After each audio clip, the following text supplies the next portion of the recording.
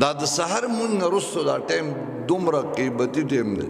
جناب رسول الله صلی الله علیه وسلم فرمایي چې کم انسان د سحر منځو کی او په خپل ځای باندې ناست وي، ذکر کوي، قرآن تلاوت کوي، وظایف کوي او نور راوخیږي، مکروه وخت ختم شي د 2 رکعاته د اشراق منځو کی، نو د په بدن کې چې څومره جوړونه دي په هر جوړ باندې په انسان یو صدقه لازمه ده. 360 جوړونه دي، په هر جوړ یو صدقه لازمه ده. نو ستا دا 2 رکعاته د اشراق دا به د 360 د ټولو صدقونه قائم مقام وګرځي، د دغه ټولو صدقو قائم مقام تعالی اجر ملو شي.